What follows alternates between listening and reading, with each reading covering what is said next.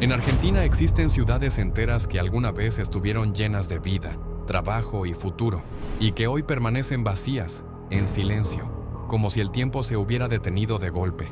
Lugares donde miles de personas construyeron su historia, y que ahora casi nadie quiere habitar. La número 6 fue tan importante en su momento que lo que ocurría allí tenía impacto mucho más allá de nuestras fronteras. Y la número 2 es tan extrema que recorrerla hoy parece entrar en un lugar que directamente no debería existir.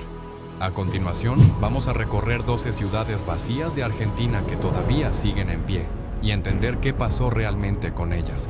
Número 12. Ernestina, Buenos Aires, el cadáver neogótico de la Pampa. Comenzamos nuestro descenso en la llanura más famosa de Sudamérica, la Pampa Húmeda. A menos de 200 kilómetros de la ciudad de Buenos Aires, en el partido de 25 de Mayo, se encuentra Ernestina. A simple vista, este no es un pueblo fantasma forjado en un entorno extremo, sino el resultado trágico del colapso del modelo agroexportador y la muerte del ferrocarril. A finales del siglo XIX, la riqueza generada por el campo argentino era tan obscena que los terratenientes no solo construían estancias, sino que fundaban pueblos enteros a su imagen y semejanza, dotándolos de un lujo europeo que rozaba el delirio. Ernestina fue concebida en 1896 bajo esta premisa. Sus fundadores, inspirados en el urbanismo francés, diseñaron un pueblo con bulevares anchos bordeados por inmensas palmeras fénix y trajeron asfalto para pavimentar sus calles mucho antes de que la mayoría de los barrios de la propia capital del país conocieran el pavimento. La joya de la corona era el colegio de monjas y una espectacular iglesia de estilo neogótico puro, con bóvedas de crucería y vitrales importados, diseñada para albergar a una congregación burguesa que creía que su riqueza agrícola sería eterna. El latido del pueblo era la estación del ferrocarril del Sud, de capitales británicos que sacaba el grano hacia el puerto.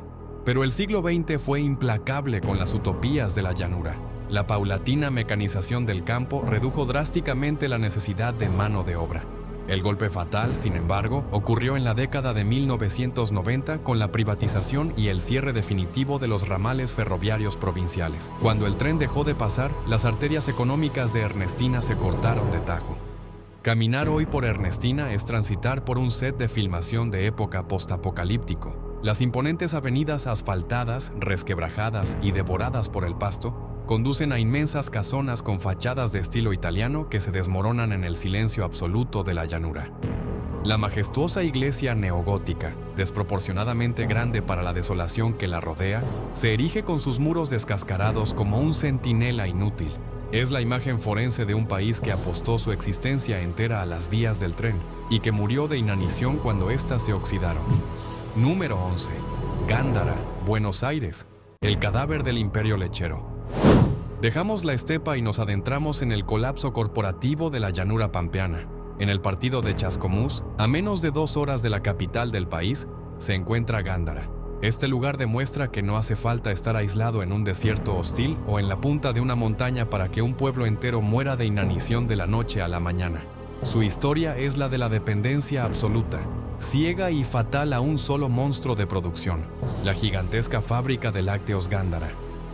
Durante la segunda mitad del siglo XX, esta empresa era un titán indiscutible de la industria alimenticia argentina.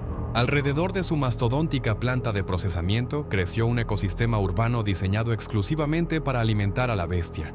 Se levantó una concurrida estación de tren, un pueblo para los operarios y a pocos metros el imponente monasterio San José, un gigantesco edificio religioso y colegio que hoy parece sacado de una película de terror, construido originalmente para asistir a los hijos de los trabajadores. La fábrica no dormía. Procesaba cientos de miles de litros de leche diarios, y sus inmensos silos y chimeneas dominaban con arrogancia el horizonte verde. El ruido incesante de los motores, las calderas y los camiones era el único latido de la zona. Pero la mala gestión, los vaciamientos financieros y la brutal crisis económica del país a principios de los años 2000 firmaron su sentencia de muerte. La empresa colapsó en quiebra y las máquinas se apagaron de golpe. Sin la fábrica, el pueblo perdió instantáneamente su única razón de existir. La estación de tren dejó de recibir pasajeros. El inmenso monasterio fue clausurado y las familias abandonaron sus casas. El éxodo fue masivo y silencioso. Hoy, Gándara es el paraíso absoluto de la exploración urbana. Urbex, en Argentina, y un espectáculo visual denso para los vuelos de dron. Al llegar, el visitante es recibido por los esqueletos oxidados de la megafábrica, con sus gigantescos hilos cilíndricos descascarándose bajo el sol y los inmensos galpones industriales convertidos en oscuras cavernas de hierro retorcido, asbesto y cristales rotos. Pero lo que verdaderamente hiela la sangre de los exploradores es el Monasterio San José, un edificio masivo y lúgubre de pasillos interminables, capillas saqueadas y habitaciones vacías, rodeado por pastizales altos que lentamente se tragan las vías del tren.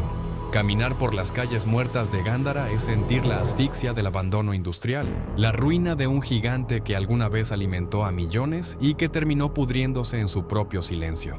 Antes de continuar, suscríbete al canal si te gustaría seguir explorando los pueblos abandonados y lugares olvidados de todo Latinoamérica.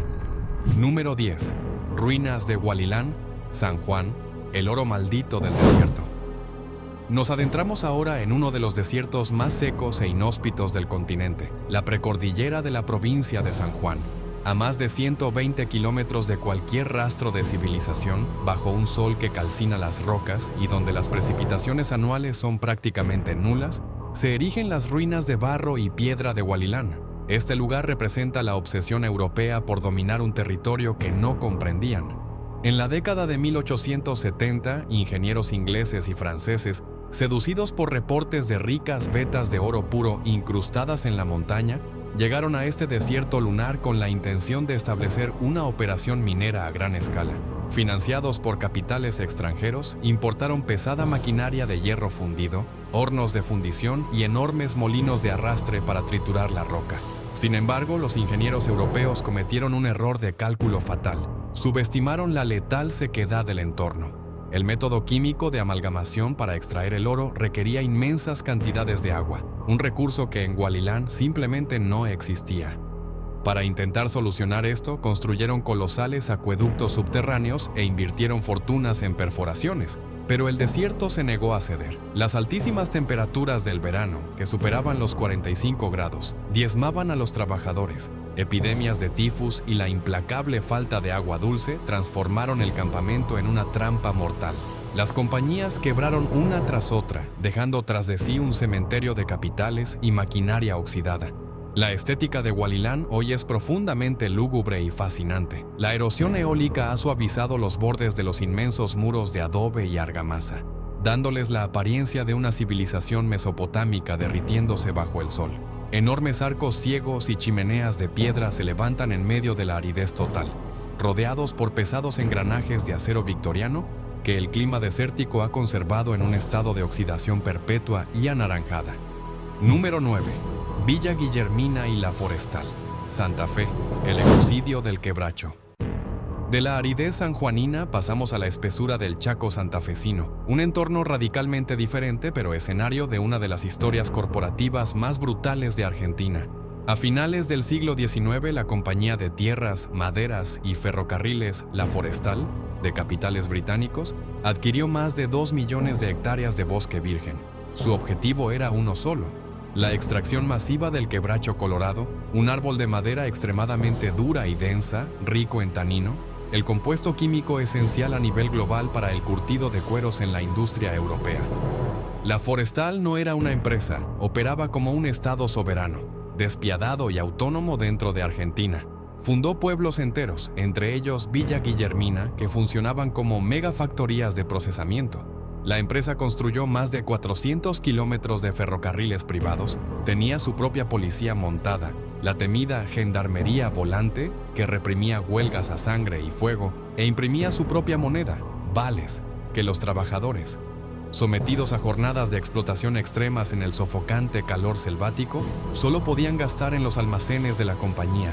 La eficiencia termodinámica de las fábricas era letal. Los inmensos troncos de quebracho eran triturados por aserraderos colosales y hervidos en gigantescas baterías de extracción para obtener el polvo de tanino. Pero este modelo extractivista era suicida. El quebracho es un árbol de crecimiento extremadamente lento. Tarda un siglo en madurar. En menos de 50 años, la forestal taló el 90% de los bosques nativos, provocando una desertificación masiva y alterando el clima de la región para siempre. Cuando no quedaron más árboles que cortar y con la invención de los extractos químicos sintéticos, la compañía desmanteló los ferrocarriles, apagó las calderas y se marchó en la década de 1950, condenando a los pueblos a la miseria absoluta. Las ruinas industriales de Villa Guillermina y otros pueblos de la forestal son un monumento al ecocidio. Entre la maleza que intenta recuperar su territorio, se alzan gigantescas chimeneas de ladrillo de más de 30 metros de altura, esqueletos de galpones industriales de acero retorcido y bases de calderas del tamaño de edificios. Número 8. Mina Incahuasi, Catamarca. El oro a 4.000 metros. Nos adentramos en la puna catamarqueña, ascendiendo a un entorno donde la atmósfera misma se vuelve hostil para la fisiología humana, a más de 4.000 metros sobre el nivel del mar, en un escenario de montañas peladas de colores minerales y vientos gélidos que cortan la piel, se encuentra la mina Incahuasi. Este sitio es un palimpsesto geológico e histórico, un lugar donde la codicia por el oro atrajo a diferentes imperios a lo largo de los siglos. Los primeros en arrancar el mineral de la roca fueron los incas, quienes dejaron vestigios de sus técnicas de extracción milenarias. Siglos después, los misioneros jesuitas retomaron la explotación utilizando mano de obra indígena sometida. Finalmente, a finales del siglo XIX y principios del XX, ingenieros ingleses y argentinos intentaron modernizar la mina introduciendo métodos industriales. El desafío logístico era astronómico. Todo, desde la madera para las vigas hasta los alimentos y el equipo de perforación, debía ser subido a lomo de mula por senderos escarpados al borde de precipicios. La hipoxia, falta de oxígeno y las temperaturas que descendían a 20 grados bajo cero durante la noche convertían el trabajo de minería en una tortura física. La dureza inquebrantable de la puna, sumada a las dificultades para sostener líneas de suministro y la progresiva disminución de la pureza de las vetas de oro, forzaron el abandono definitivo del lugar a mediados del siglo XX. Hoy, Incahuasi es un pueblo fantasma de piedra en el techo del mundo. A nivel visual es un espectáculo de desolación andina pura. A diferencia de las estructuras de ladrillo o chapa de otras ruinas, las edificaciones de Incahuasi están construidas íntegramente con gruesos bloques de piedra picada, lo que les da el aspecto de una fortaleza medieval fundida con la montaña. No hay techos y el viento de la cordillera aúlla constantemente a través de las cuarteaduras de las antiguas oficinas y alojamientos. La ausencia total de vegetación y el cielo azul cobalto y carente de nubes de la alta montaña hacen que las ruinas de piedra destaquen como un esqueleto mineral, un crudo recordatorio de que en la puna el oro se paga con la resistencia del cuerpo humano. Número 7. Cabo Blanco, Santa Cruz, el faro de los vientos de Mentes. Regresamos al sur, pero esta vez a la escarpada costa atlántica de la provincia de Santa Cruz. Cabo Blanco es un peñón de roca volcánica que se adentra agresivamente en el océano. Este lugar no albergó grandes maquinarias ni pueblos opulentos. Su historia es la de la supervivencia al límite y la matanza a escala industrial en uno de los climas más perturbadores del planeta. A principios del siglo XX, la zona se convirtió en un polo económico basado en dos recursos: la extracción de sal de las salinas cercanas y la brutal caza comercial de pinípedos, lobos y elefantes marinos. Para extraer su aceite y piel, se construyó un asentamiento que llegó a albergar una estafeta postal, una oficina de telégrafos vital para la comunicación patagónica y una planta de faenamiento. Para coronar la presencia estatal, en 1918 se inauguró el imponente faro Cabo Blanco, erigido sobre un promontorio rocoso para guiar a los buques que se atrevían a navegar por las traicioneras corrientes del sur. Pero lo que hace a Cabo Blanco inhabitable es el viento. Situado en la latitud de los 40 bramadores, el asentamiento es azotado ininterrumpidamente por vientos del oeste que promedian los 80 km por hora, con ráfagas que superan los 150. El ruido constante, agudo e incesante del viento golpeando contra la chapa y la roca provoca un desgaste psicológico profundo, una erosión mental documentada en los diarios de los fareros y telegrafistas de la época. Cuando la matanza de lobos marinos se prohibió y la tecnología dejó obsoleto al telégrafo, el asentamiento fue desocupado por completo.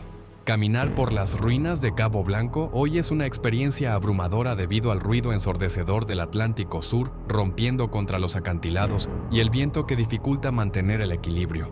Del pueblo solo quedan los pesados cimientos de ladrillo y paredes de piedra desmoronadas, blanqueadas por el salitre. Solo el faro sobrevive, automatizado y solitario.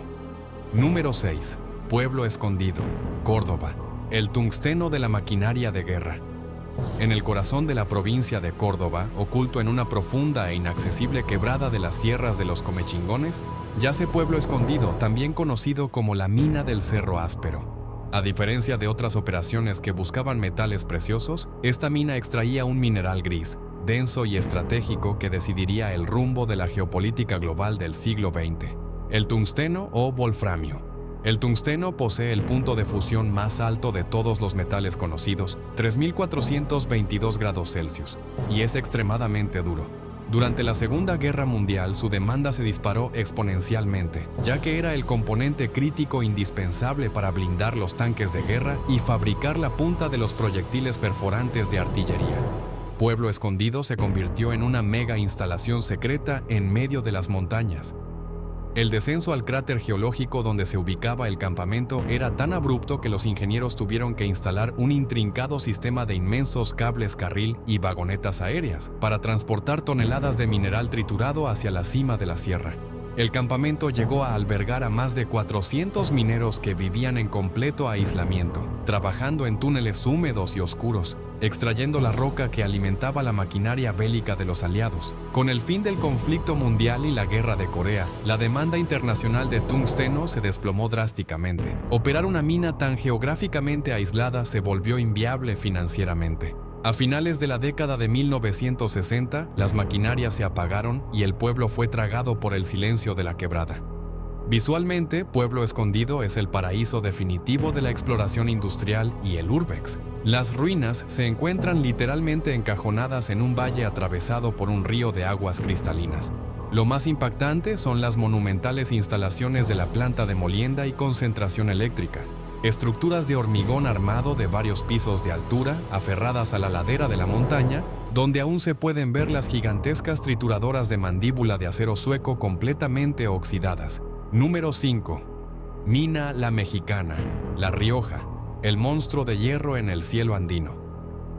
Para entender la escala de la megalomanía extractivista, debemos trasladarnos a la provincia de La Rioja, al imponente macizo del Famatina, a más de 4.600 metros de altura, donde la falta de oxígeno provoca mareos y el frío congela el agua en cuestión de minutos, el gobierno de Julio Argentino Roca y una compañía de capitales británicos decidieron que era rentable extraer oro, plata y cobre de las entrañas de la montaña. El problema no era la extracción, sino la logística. ¿Cómo bajar cientos de miles de toneladas de roca desde el cielo andino hasta el valle de Chilecito para cargarlas en un tren? La solución, ejecutada en 1904, fue una obra de ingeniería tan descomunal que aún hoy parece ciencia ficción: la construcción del cable carril más largo y alto del mundo. Encargado a la empresa alemana Adolf Bleichert & Co., se tendió una línea aérea de 35 kilómetros de longitud sostenida por 262 torres de hierro fundido remachado que escalaban acantilados verticales y cruzaban abismos insondables. Mina La Mexicana no era solo un agujero en la roca, era un complejo industrial en las nubes, operado por mineros que sufrían el llamado mal de montaña crónico, congelamiento de extremidades y derrumbes mortales. Para hacer funcionar las calderas de vapor que movían los cables en la cima, debían subir leña a lomo de mula. El enorme costo operativo, las huelgas ante las condiciones infrahumanas y el inicio de la Primera Guerra Mundial paralizaron la extracción, dejando este leviatán de hierro abandonado a merced de la cordillera. Hoy, las ruinas de La Mexicana y su cable carril son una estampa sobrecogedora y brutal. Las estaciones de transbordo, como la famosa Estación 9, se yerguen al borde de precipicios espectaculares. El contraste del acero negro y remachado, típico de la arquitectura industrial de la Torre Eiffel, contra el hielo blanco y la roca ocre del Famatina es visualmente aplastante. Cientos de vagonetas suspendidas en el aire quedaron congeladas en el tiempo, oxidadas a lo largo de 35 kilómetros de montaña. Explorar los socavones abandonados y los campamentos de piedra a 4.600 metros de altura es caminar por un cementerio de ingeniería. Un monumento a la era en que los hombres creyeron que podían encadenar mecánicamente a la cordillera de los Andes. Número 4. Puerto de San Juan de Salvamento, Tierra del Fuego, la cárcel del fin del mundo. Dejamos la altura y descendemos al nivel del mar, pero al mar más violento, hostil y asesino del hemisferio sur. En el extremo oriental de la remota isla de los Estados, separada de Tierra del Fuego por el mortífero estrecho de Le Maire, se estableció a fines del siglo XIX la subprefectura, el presidio militar y el faro de San Juan de Salvamento, el mítico faro del fin del mundo que inspiró a Julio Verne. La geografía de la isla de los Estados es una pesadilla gótica. Es una roca montañosa azotada por la corriente circumpolar antártica.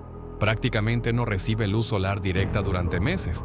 Llueve, nieva o graniza más de 300 días al año y los vientos huracanados impiden el crecimiento de árboles altos, permitiendo solo una turba densa y empapada. En 1884, el gobierno argentino decidió instalar aquí una prisión militar de máxima seguridad para reincidentes y criminales de alta peligrosidad, bajo la lógica de que el aislamiento geográfico haría imposible cualquier fuga. La vida allí era un infierno físico y psicológico.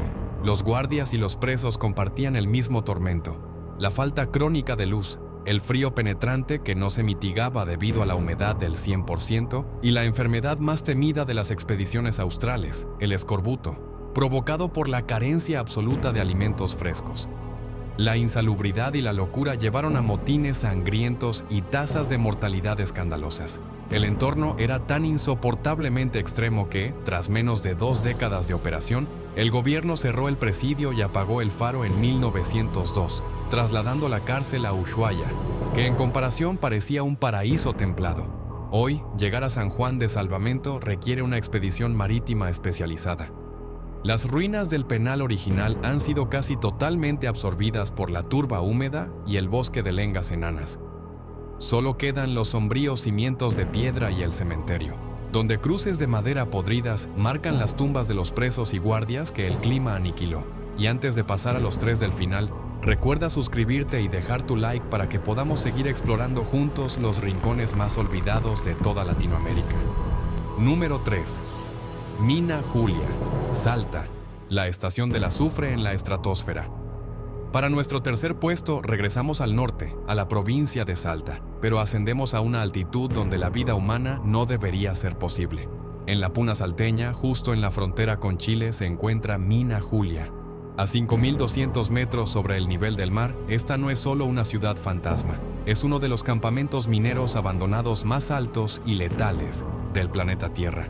El objetivo aquí era la extracción de mineral de azufre puro de las laderas del volcán Llullayaco y cerros aledaños. A esta altitud, la presión atmosférica es la mitad que al nivel del mar. Los mineros que trabajaban en Mina Julia sufrían de hipoxia severa y alteraciones en la sangre, policitemia, debido a la exposición crónica a la falta de oxígeno. Durante el invierno, las temperaturas se desplomaban regularmente a 30 grados Celsius bajo cero, y los vientos blancos, tormentas de nieve rasantes, podían desorientar y congelar a un hombre a pocos metros de su alojamiento.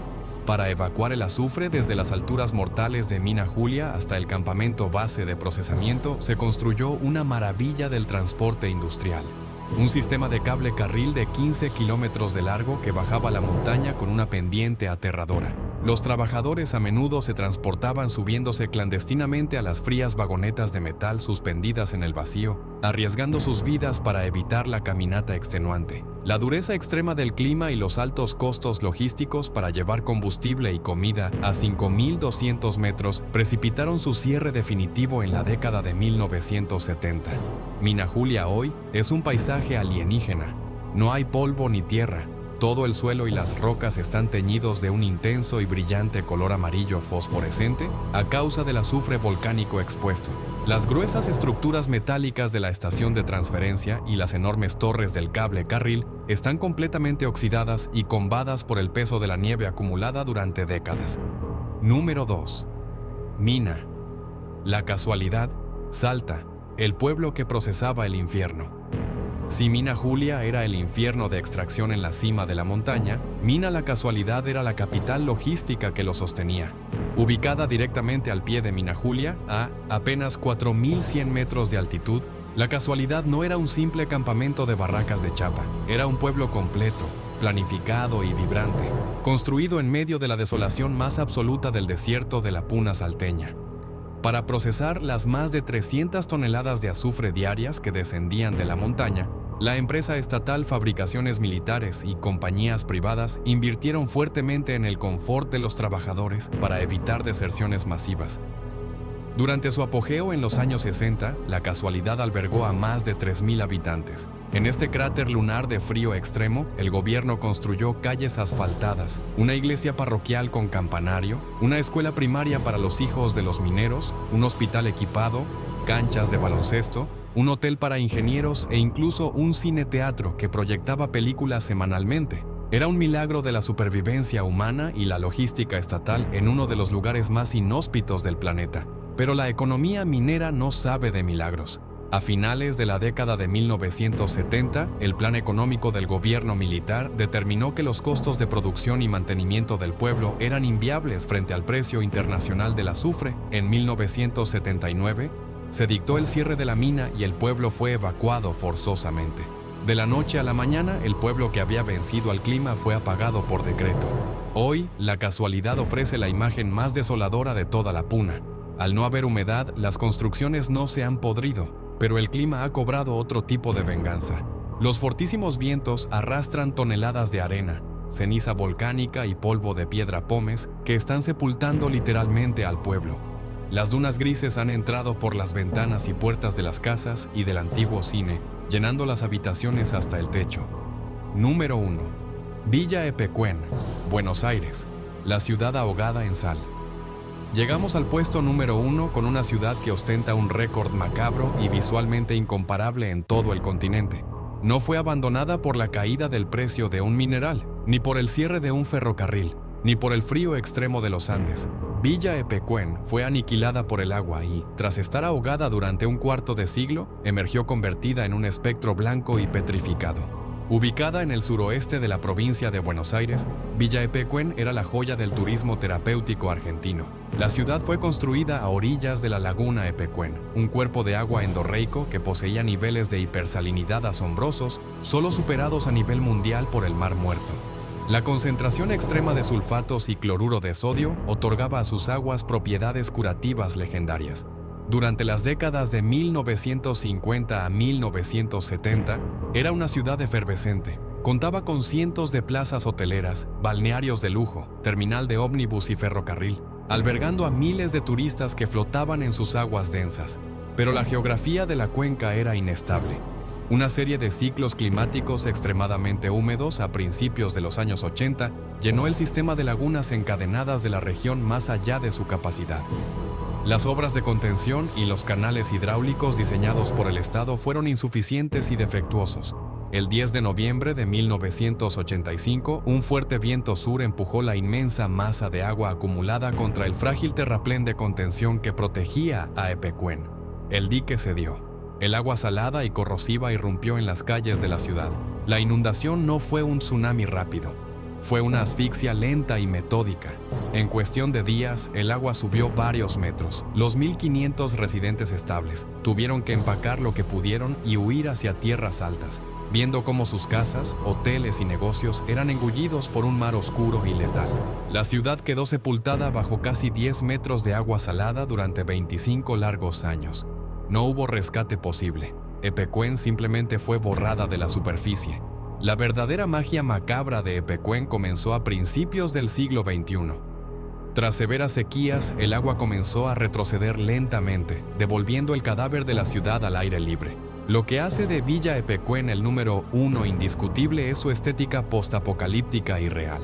Todo, absolutamente todo lo que el agua cubrió, quedó petrificado y recubierto por una gruesa y áspera costra de cristales de sal blanca. Los miles de árboles que bordeaban las calles murieron y hoy sus gruesos troncos blancos y sin hojas se alzan hacia el cielo como huesos clavados en la tierra.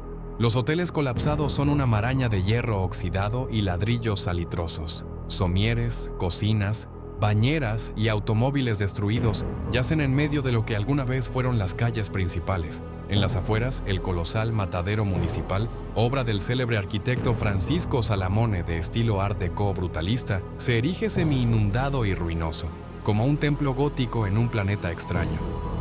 Caminar por Epecuén es escuchar el crujido constante de la sal bajo las botas, en un pueblo fantasma que fue ahogado. conservado en salmuera y devuelto a la luz como la imagen definitiva del apocalipsis en Argentina. ¿Qué te parecen estas 12 ciudades de Argentina vacías donde nadie quiere vivir?